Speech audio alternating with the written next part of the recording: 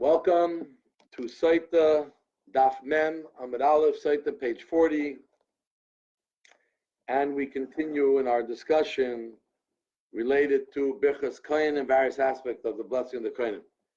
So we bring down, there's an argument between two Rab Mari and Rab Zvid. One says, this is what we said before yesterday, what do you say? We gave three different verses, that's sort of the Israelites. And so when the Kohanim are given Birchas Kohanim, so the question was, do you say one of these three verses after each verse that the Kohanim say, or do you say it, all three verses, you say after each blessing of the Kohen? So there was an argument. Rav Chia, the son of Abba, said, whoever says these three verses in the Gvul outside of the Beis Hamikdash, outside of Israel, Yerushalayim, is making a mistake, meaning these are all supposed to say in the Beis Hamikdash. Rav Chia, the son of Papa, said, I'll bring you a proof that even in the Beis Hamikdash you don't have to say these three verses, because how can it be that the Kohanim are blessing Hashem? You know, they're blessing you, and you're not paying attention. You're busy saying your verses. You should be listening to their verses. Rabbi Acha, the son of Chanina, says, I'll bring you a proof that even outside of Israel, you also have to say these three verses. Because how can it be that the servant of Hashem is the Kohanim are blessing you, and you don't even show a face of appreciation by saying some kind of a verse? So sort of, it goes to each side. They say that it should really be said either in both or said in none. Rabbi Bo said, we're going to talk a number of things about Rabbi Bo now. He says, initially I used to say, when the Kohanim were blessed, I'd say these verses. When I saw that Rabbi Abba from Akku did not say it, I said, if he doesn't say it, I won't either say it. So now we're going to talk about Rabbi Bo and Rabbi Abba of Akku. The Rabbi Bo says, and initially I thought that I was a humble person. But when I saw an incident with Rabbi Abba from Akku, I realized that I am not humble. He's really humble. Why? Because he was teaching something, and he said one reason, and then he had his interpreter, you know, like in this custom, that interpreter used to repeat, and he said another reason, a different reason. And Rabbi Abba of Akku did not, wasn't upset at him. He says, wow, if he's such a humble person, he didn't get upset at him, that he didn't present him correctly. So therefore he says he's much bigger, more humble than I am. What was the humility that Rabbi Bo said about himself? So he says he said Rabbi Bo's wife was told by the wife of his interpreter. And the interpreter's wife told him that the truth is that my husband interprets and explains your husband's teaching to the crowd. But the truth is my husband doesn't need to learn from your husband. He's a very knowledgeable person on his own. He doesn't really need to learn from your husband. The only reason why he bends down to listen to him and to take what he's teaching and teaching it over is because the Rabbi Bo is very honored by the king. So it's the way of giving honor to the king. So Rabbi Bo's wife went and told him what she heard. She was a little hurt by this. The Rabbi Bo was so humble. He said, listen, what's the difference? As long as between him and I, Hashem is being praised, Torah is being praised. What's the difference? So that's when he meant his humility. Another thing about Rabbi Bo. Rabbi Bo wanted, the rabbis wanted to make him to be the Rosh Yeshiva. But he saw that Rabbi Abba of Akku had a lot of debt, and he was also a great man. And he knew that if you become Rosh Yeshiva, they shower you with money and other types of gifts, and he'll be able to get out of debt. So he told him, make Rabbi Abba of Akku, make him the Rosh Yeshiva. So this way, he didn't tell them the reason why, but make him that's how much of a humble person he was. Rabbi Bo and Rabbi Chia, the son of Abba, came to a certain city. Rabbi Bo was teaching the stories of the Talmud. Rabbi Chia, the son of Abba, was teaching laws. So obviously everybody left Rabbi Chia, the son of Abba, and they all came to listen to Rabbi Bo. Much more interesting. So Rabbi Chia, the son of Abba, felt very bad. He said, I'm worth nothing. Look, no one came to listen to me. So Rabbi Bo calmed him down and he said, listen, I'll give you an example. Two people come to town. One sells diamonds and one sells little trinkets. Who do you think everyone's going to run to? The one who sells little trinkets, because that they can afford. So it's not, they came to me not because I'm smarter, but because I was teaching stuff that's easy to grasp. He wanted to make him feel good. It says, the Gemara says that day Rav Chia bar Abba was what used to always escort Rav Avo till his place. We used to be staying when they were together and studying in a specific place, because the king honored Rav Avo. He honored Rav Avo by escorting him. That day when Rav Chia bar Abba felt bad, Rav Avo escorted Rav Chia bar Abba until his place of staying. But even though he went out of his way to do something special for him, it still didn't calm down Rav Chia bar Abba.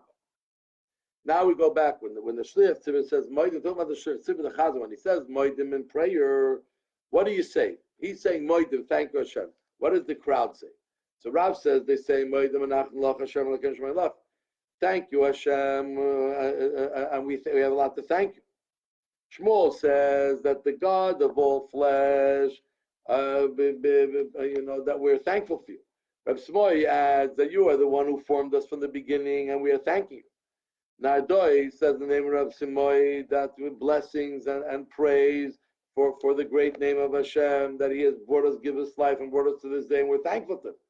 Rabbacha, the son of Yaakov, finishes, Kain Chayen, you should continue to give us life and to be kind to us, Kaptzenu, and gather us and out of this exile to bring us back to the Beis Hamikdash, to keep your laws and to do your will completely. And we're thankful for you. So Rav Papa says all of these are correct, and therefore we should say it all. And today we actually say all of this.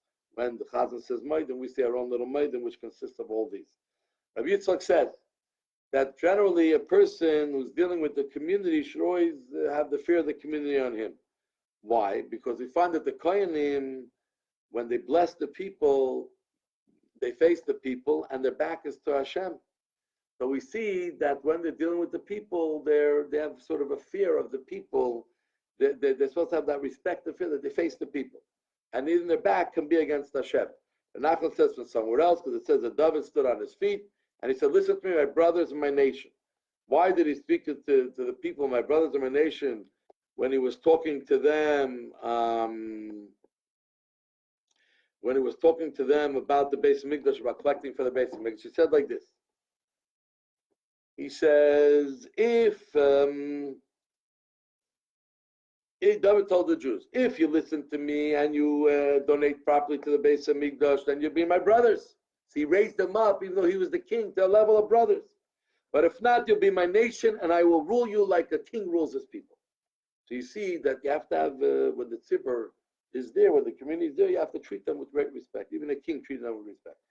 Rabbanan said from another place, that it says that the Kohanim are not allowed to go up to Duchen with their sandals on their feet, with their shoes. And this is one of the 9 edicts that was instituted by Yochanan ben Zakkai. Why? So we thought it's because of Kavod Tzibur. When you go up and you're walking fast and you lift up your robe to walk, that's what they wore then. And then the people will see that the sandals are full of dirt. They came from outside. So it's not honor and respect for the community. So therefore, don't wear it. The Rashi says no. It may be because it's not for that. And from here you can't learn. You have to respect for the community.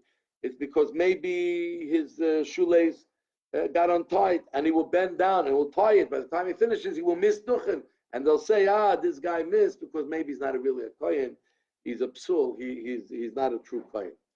In the Beis Hamikdash, they make one blessing, and they didn't say Amen. Why? Because in the Beis Hamikdash, you don't say Amen. How do we know you don't say Amen in the Beis Hamikdash?